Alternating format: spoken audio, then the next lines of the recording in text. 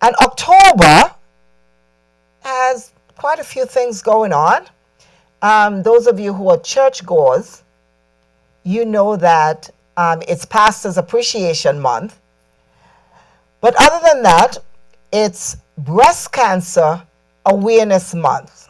And so that's why I'm wearing my pink, because we are continuing to make people aware of breast cancer.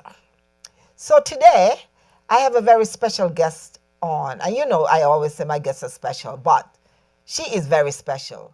So I'm going to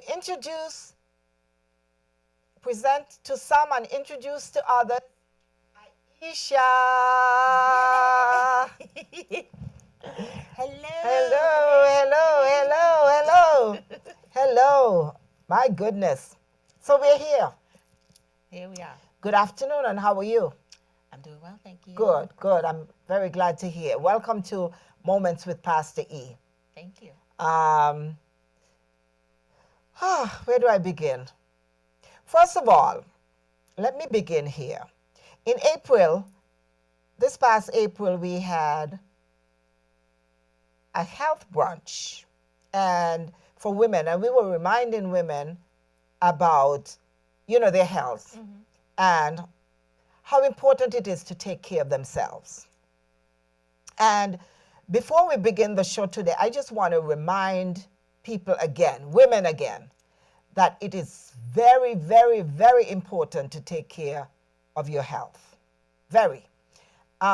It is Breast Cancer Awareness Month, the entire month of October. We're right to the end of October. But I'm going to encourage you to continue to take care of yourself, get your mammograms, do whatever you need to do, get to your doctors. Those of you who have been postponing, you got cold feet and you're not going to go because you're anxious, you don't want to hear anything bad. Okay, here's the thing. Early detection saves lives. So I'm going to encourage you to, if you haven't yet for the year, go make your appointment and go get your mammogram. Just because October is over doesn't mean that we stop here. You continue to take care of your body. Well, you may be wondering why Aisha is here today.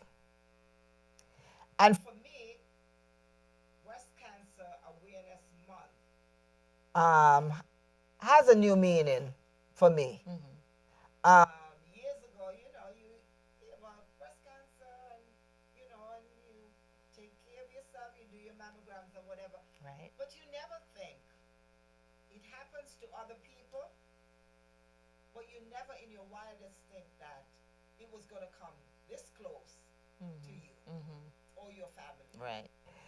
And so for those of you that are watching, this is my oldest daughter. And so she is, we should call you a breast cancer survivor. Surviving. Yes. she's a surviving breast cancer, a patient? What? Yeah, I guess you could say. You could slash? Yeah. Okay, all right. I'm still a patient. Still a patient. So I thought it was, right, now that Aisha is ready to share her story, that we talk about it. Let's talk about it. So, I don't even know where to begin. Well, I can begin. Yeah. But let me ask you this first. Did you ever, in your wildest, thought that you would have been a breast cancer patient? I think nobody really thinks Right. that they're going to be impacted by anything in such a particular way, such closeness, as you said. For the most part, especially if you're accustomed to my annual physicals, all that stuff, if you're accustomed to going and you get a clean bill of health, they say, see you next year. And you're like, see you next year, I'll be back. You just expect that you're going to get news of cleared health and you go about your merry way until next year. So it's not really a thought that, oh, one day this could happen, because up to this point, really, we didn't really have any history, right? Right. And a lot of times, we we thought about it as something where you had to have some kind of history, coming down, maybe from greats or grands or parents or what have you. And so since we saw no signs of it really, you didn't think that it would, It tag wasn't you, like tag, concerning. you're it. It's Yeah. not something that you concerned yourself with. I Right. didn't concern myself with it. Right. I'm one of those who, on an annual basis, when they say it's time for this, I'm like, all right, let's get her done. So, I did all the things. And every year I was doing all the examinations and the testings and all the stuff that you're supposed to do. So, certainly nobody plans ahead and thinks, oh, this could happen to me. It's not something that you dream about, think about, prepare for, because you expect, most people, that you're going to just be well. But I think in a way you think about it because that's the reason that we get our yearly mammograms. There's some people who don't. Period. They don't go to the doctors. They don't, which is sad because like they said, if you detect it early, we can take care of it. Yes, Sometimes better chance, yeah. you get a better chance. Yeah. But you know, it's such a thing that creeps on people. And I just learned this past week. There's an anchor woman that just got diagnosed earlier this year. She had her yearly mammogram. She did. But a few weeks after she had the mammogram, she felt a lump. And she went to the doctors, and lo and behold, she had stage 3. Wow. What are we saying? Even though you do your mammograms, there's still another part that you need to play. Self-examination. You True. still have to do that. That's very true. Because you have a whole year Right. from the time you have your examination before you get the next one. So in a few months, a few weeks, things can change drastically. The mammogram didn't pick up something or nothing was there, but all of a sudden something appears. So tell us a little bit about your journey, Well, how so it started. I usually do my regulars, and I went to, your OBGYN, and she says, okay, guess what? It's time for you to go and get that first mammogram. And I was like, oh, but you hear all this stuff about how painful or uncomfortable it is, and it, in a way, it deters you, and you think, I don't want to go, but you have to. And so I said, all right. So she gave me the information, and she said, make your appointment and go get that done. And I was like, got it. So by the time that I was prepared to go ahead and, get this done, what do you know? I waited maybe a few months because of scheduling and whatnot. And here comes the pandemic. And there were those times where you're like, we can't go anywhere anyway. So, okay, that gets put off for a couple more months. And finally, I ended up back with my OBGYN for a follow-up, and she was like, did you go? And I was like, you know what? I didn't. She was like, don't be afraid. Although we're going through this pandemic, you wear your mask, the medical staff, they're wearing their masks. So don't be afraid to go. We still can, continue with all healthcare procedures at that particular juncture. So I said, all right, let's go get her done. And, I went in and made my appointment, went in. And I remember the tech or the nurse that I saw, she asked a series of questions. And I said no to every question until she asked one question. And I said, well, actually, yes. And she was like, okay, we're not doing this today. We're not going to do the mammogram today. What we are going to do is schedule, another examination to, come together with this mammogram. So if she wanted to do an ultrasound and a mammogram at the same time because of how I answered one of the questions. So I said, okay, fine. So I rescheduled, called the doctor's office, and they put in the order for that test and went back, did everything. And, they said, And, when they start doing the, you're like, oh boy, what does mean? They said, oh, well, things look a little busy. I was like, busy? I've never heard this Busy. described as busy. So, okay.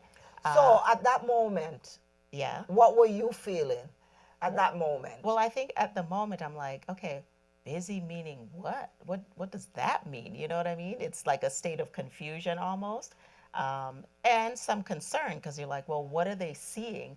And they know more than me because they do this every day. So whatever it is that they see, they have an idea that something further needs to be investigated, right? So I remember the radiologist, I believe, came in and, she looked at everything and then she said, well, you have the choice. And this was one of the things, the sticking points for me, which really kind of turned the switch on for me as, somebody who has to, take stock of your own healthcare and be your own advocate. It turned on the switch of advocacy right away. She said, you have a choice. You can either wait 6 months and then, we do this again, or we can start biopsying and, some of the areas that, maybe we should look a little deeper at. So I'm like, why would I wait? That doesn't make any sense to me that you're giving me the option to wait 6 months. So if you don't know what's happening now, 6 months from now, you still won't know, but that gives a breadth of time for anything to develop. So, and we still won't know. Right. So does it not make more sense to start the discovery phase so that we have an opportunity earlier Right. rather than later Right. to see what's actually happening here? So, and that brings me to the point that we have to be our own Advocates. advocate. Yep. Because who knows what would have happened 6 months later? Right. When they're saying it's busy in there and we see something, but But we don't know what. we don't know what it is, Yeah. but let's wait for 6 months. How Yeah. crazy is that? Yeah, So- you so- have the choice at least that this is your choice to either wait or for us to begin the discovery process. So it's like, well, what sense does it make to wait when we already don't know Right. what's happening? Right. So waiting 6 months, still not knowing, Right. that develops All a kinds level of things of- could be right. happening. as well as the stress over Yeah, not yeah, knowing what's yeah, happening, yeah. right? Anxiety, all types of things are going on internally that they see something and nobody knows what's Right. really happening. Right. So I didn't see at that point in time the sense in holding off. Right. I felt that, there's more urgency in pursuing the discovery phase than to sit and wait in the unknown phase. Right. And I love our doctors. It's so funny. The same doctors that I have over the years, you have them. We're still in the same building where your pediatrician was, and Yeah. your kids are now in the same building, and Same you know, practice, yeah. It's just so we love our doctors, but there's a time when you have to question Yes, you have to ask. and advocate for yourself because they don't know everything. and sometimes the choice is yours to take your own health in your hands. So when they say, let's wait, you said, Yeah, she didn't say let's wait. She just gave me the option because I think nowadays you have to, perhaps in healthcare, you give, you know, choices, Yeah. freedom of choice to, Yeah. you know, patients Yeah. and what have you. But, you know, just from a place of knowing how Black and brown Yeah. people Yeah. are, you know, treated and how their concerns are responded to sometimes. Now, I'm not saying always. Um, that was something that was I considered, and I said, no, there's no point. It seems pointless Yeah. to pause here in this space when it makes better sense to proceed Right. and discover. At least you know what you're dealing with. Yeah. Is it, you know, something benign? Is it something malignant? In that sense, you can put some things to rest, or you can say, okay, Let's proceed. what's the Yeah. next course, Yeah. right? So, what was your response? Well, my response was, let's get it. Let's get into it. Yeah. There were about 3 areas of concern, and I said, let's get all of them done. And so just scheduled everything and moved forward. And the way that I presented it at the health brunch, I love that. Those of you who used to watch television shows will get this reference. I said, picture it, Massachusetts, 2021. Okay, somebody will get the reference. Yeah. Picture it, Yeah. Sicily, 19. Yes. You know. Yes. I was one of those kids who was watching the reruns Yes. of that show. Did you guess what show it was? We'll tell you at the end if you don't know. Yes. Yes. But, you know, I got the call that morning, and it was a winter morning. I was getting the kids ready. Zoe was, you know, in toddler stages, and TJ was, you know, a few years older, and everybody's getting ready. One's going to school, one's going to daycare, and I get the call, and I know the area code. I saw where it was coming from, and I was like, okay, that's a call I need to take because there's an answer that's coming that I've been waiting for. And, you know, I answered. They verified that I was who I was. And then the nurse on the other end said, unfortunately. And I was like, wait, well, did she just say unfortunately? Like, to me, she said unfortunately. And, you know, she gave me the news you know, the testing that the labs came back, and they saw positive, you know, it was positive for carcinoma. And so I said, okay, they're talking to me? They called me. They called the right number. Yeah. They verified my name. It's me. So this is for me. Yes. And at that point in time, it was a quick process because there is no time to do the full processing. So it was a quick process. And I still had to finish getting the kids ready and get out the door and get everybody to school. And then in between, call my husband, call my mom, and then come back and get on a meeting because I think I had a 9 o'clock meeting. And then in between, you know, kind of process a little bit and then another meeting and then process some more. So it was such a dramatic, it was dramatic. Yes. Couple of hours where I had to shut it off and then turn it back on and shut it off and turn it back on, you know, kind of like receptors. It's like on, off, on, off. Yeah. And imagine your mother getting that call. When I got that call, I think I froze. I think time stopped. I think, I don't know, I don't think the day went along.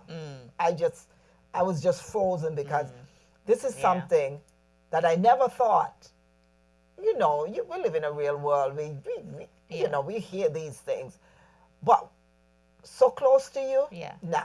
You're Yeah. never thinking, okay, my daughter is going to call me one day and Right, say and say this. she has breast cancer, and so it was very jarring. But I want to encourage someone out there who may be going through the same thing, or if it does happen, it's a moment that is very, very, very shocking to your system. But do understand that all the things we go through, that God is right in the midst of everything. I'm not saying you don't fear, because I was very, very, very fearful. Yeah. Because when I got the news, my thought, my mind went to one place. One place. Yeah. And as human beings, that's what's happened. Right. Because when you hear it, people say the C word. When you hear it, Yeah. you just think, oh, Oh, it's over. it's over. It's Yeah. over and done with. The thing about this is, sometimes when you as a person receive, this type of news, the impact that it has on you is it's different to the impact that it has on your family members, but it impacts them. Everybody around you, everybody in your village is impacted, because now it's a different level of care. Oh my right? gosh.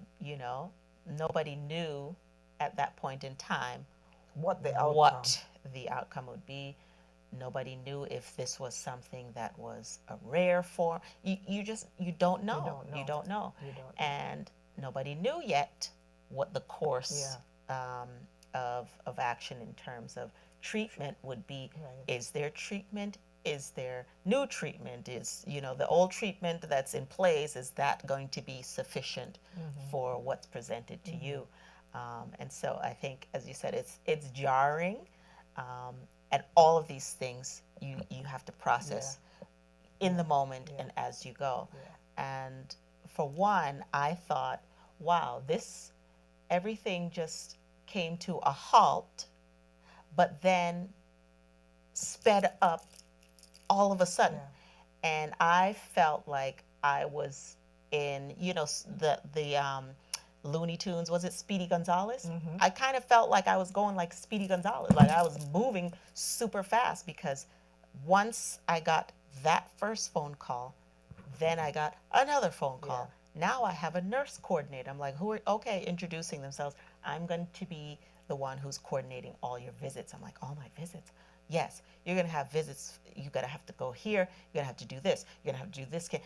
And so all of a sudden, this whirlwind of things is kind of coming all at once, and you have to move through each one, but one day at a time, one step at a time, one appointment at a time.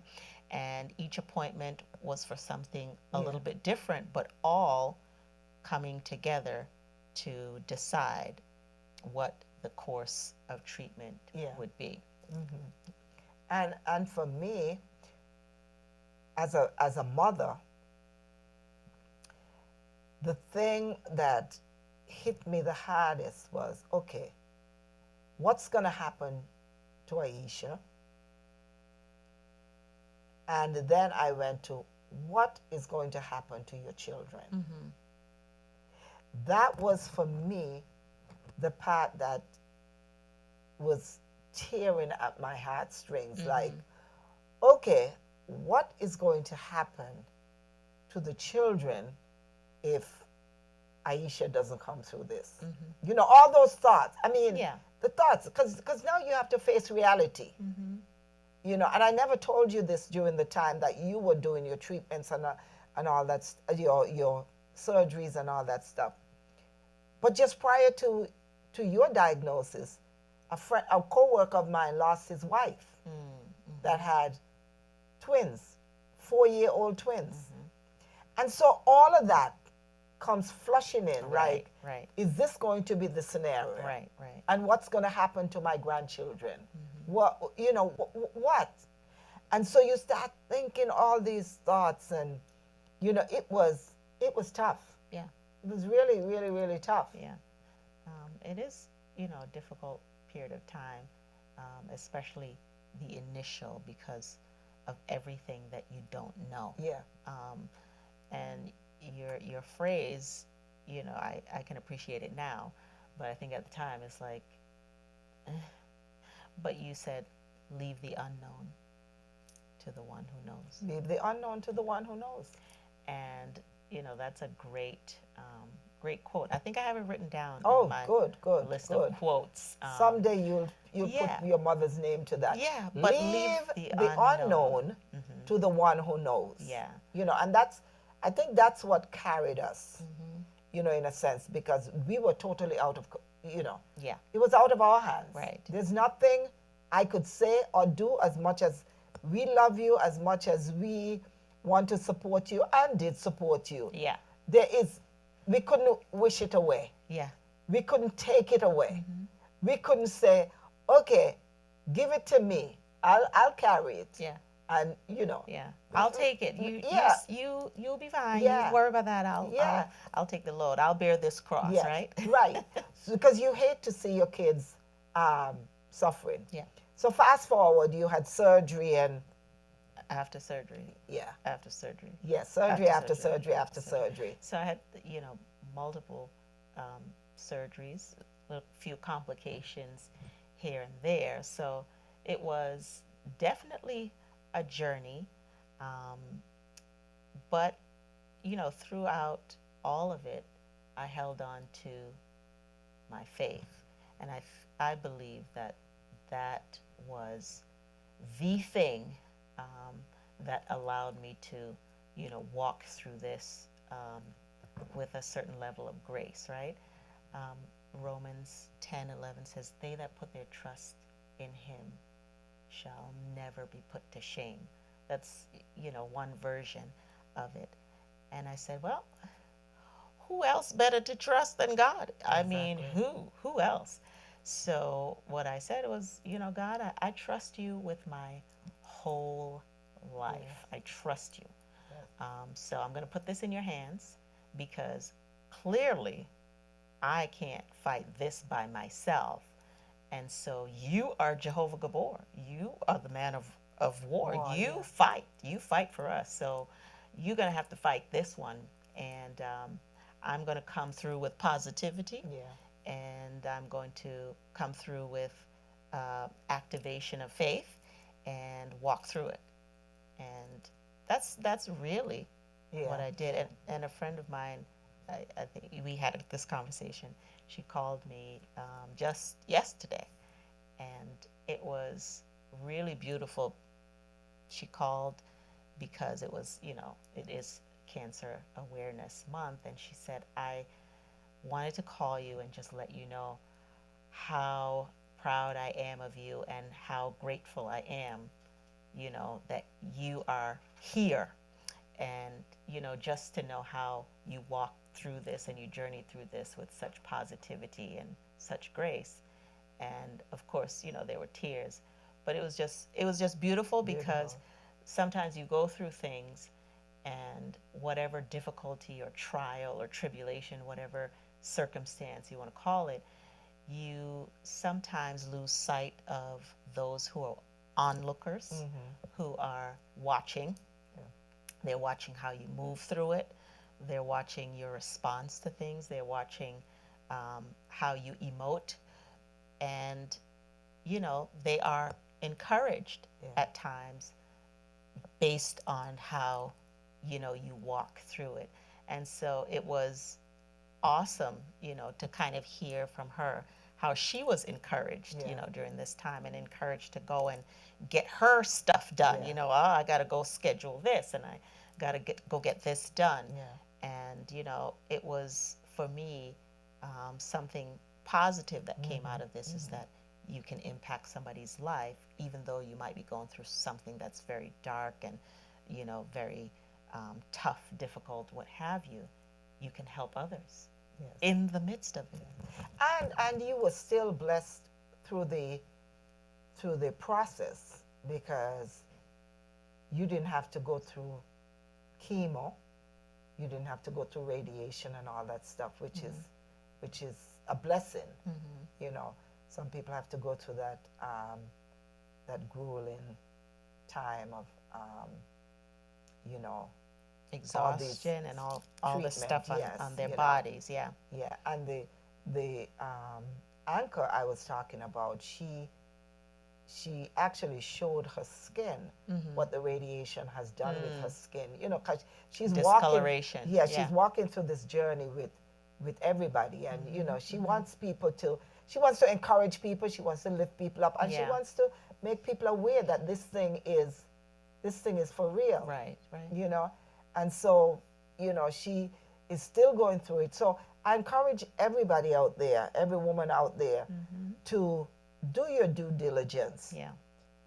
Schedule your mammogram, you know, get things done. And even after you've gotten your mammogram, continue to do breast examination. Right. Because that's how she found out that there was something wrong. Because she had her mammogram and she could have waited until next year. Right. But she said, you know, I do examination and I found this lump. And she's stage 3. So she had to do chemo and she had to do radiation and all that stuff. And, you know, she's still going through her journey. Yeah. She's still in treatment. But thank God you didn't have to go through that grueling task of having the radiation and chemo, because that is really tough on people's, you know, body. And so it's not a happy time, people. It's a time of a lot of fear, a lot of grappling with, why me, God? Why my daughter? But why not? And it's a lot of understanding who God is. Because I remember one night when I was so fearful and I thought, this is totally overwhelming. I think I went into a state of panic and I couldn't sleep. And while I was laying there panicking and shaking, the scripture the Lord brought to me was Psalm 56, verse 3. And David said, that time when I was afraid, or I am afraid, I will trust in you. Psalm 56, 3. And that was the psalm that carried me through the entire process. Because there were times when I had knots in my stomach. There were times when, oh my gosh, I don't know where this is going. And then I'm constantly reminded of that psalm. That time I am afraid, I will trust in you. And so we just trusted God. And look at you today. You know, you are doing well. You're still on your journey. Yeah. I'm still on the journey. You know, I have a couple more years of my particular course of treatment, right? So it looks different. And I remember speaking to a friend of mine, and as a matter of fact, I need to call her, but a work friend who was also diagnosed maybe a few months after she was diagnosed with breast cancer, and unfortunately a rare form. So for her, the journey is different. And she told me a story which is just a source of encouragement, I think, too, and also a lesson in it. She was in, I believe, maybe a TJ Maxx or Marshall's, and she was, you know, kind of looking through things, and she said, this lady came up to her and said, you're doing a great job. And she was like, huh? And the woman said, I know what you're going through. And she understands because she herself had been diagnosed and had walked through that and, you know, had to have chemo. And the reason why she could tell what was going on with, you know, my friend, it was visible, right? It was visible. The hair loss was quite visible.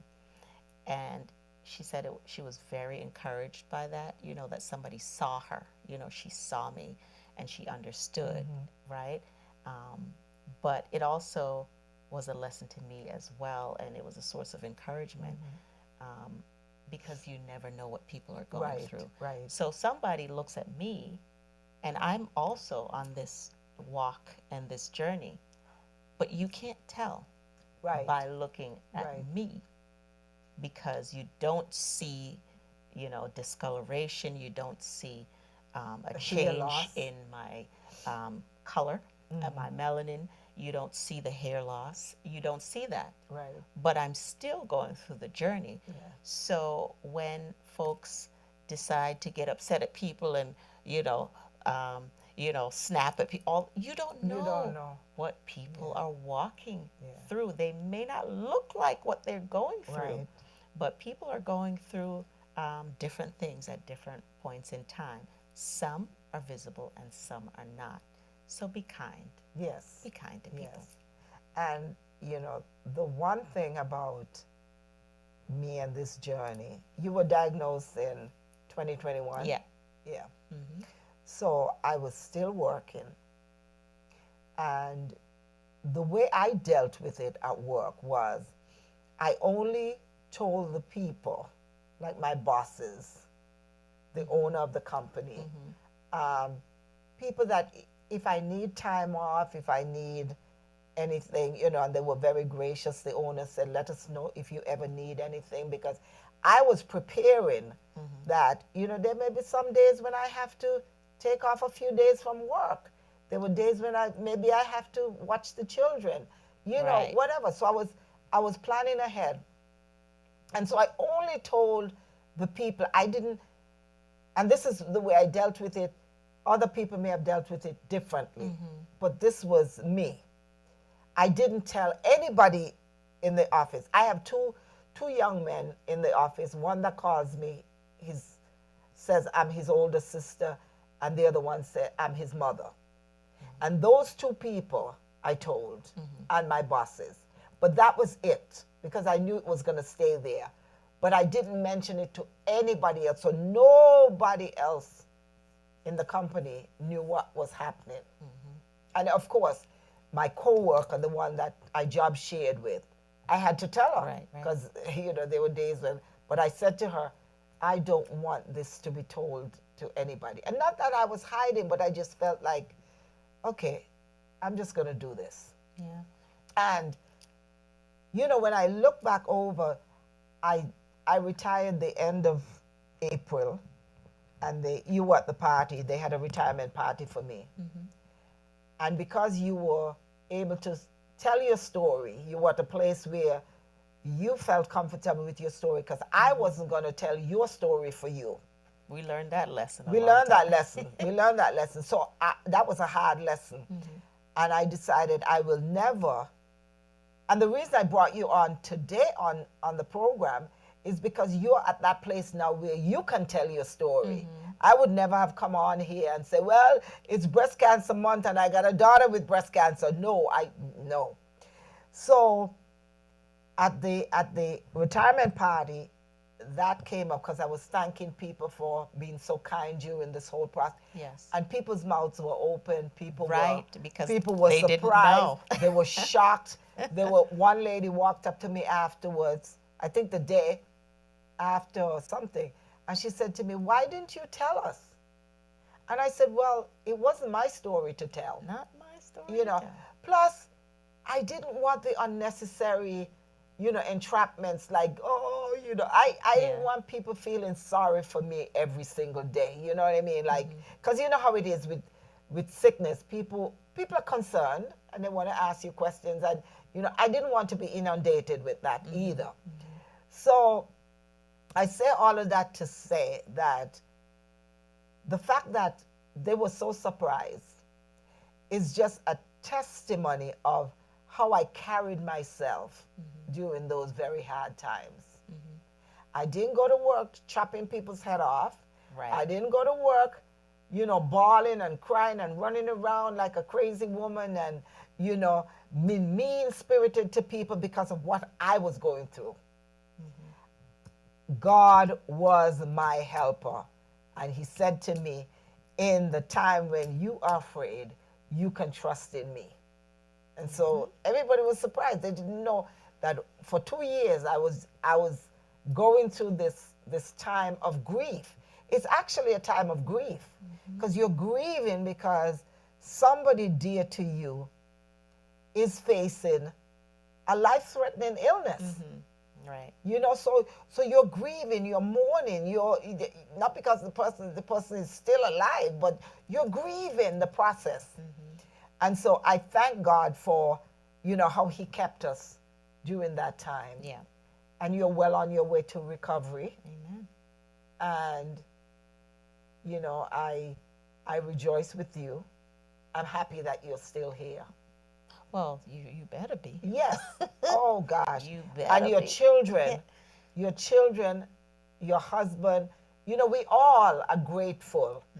We are very grateful to God Yeah. that we are not on the other end saying, we're mourning. Yeah. We are rejoicing actually, that you're well on your way to recovery. Some people, that is not their story. Yeah. And so we pray for those people, even in this time, Breast Cancer Awareness Month. We remember those that have gone through. Yeah. We remember those that have lost loved ones. We remember those that are still battling. Yeah. We continue to pray for them because this is not an easy process. It really isn't. It's as hard on you. It's very hard on you, but Yeah. for us as the family, Yeah. it's equally tough. And so we give God thanks for you and your life. And, we said to God be the glory. Yeah. Yeah. Yeah. So do you have any closing words, any encouragement for anybody?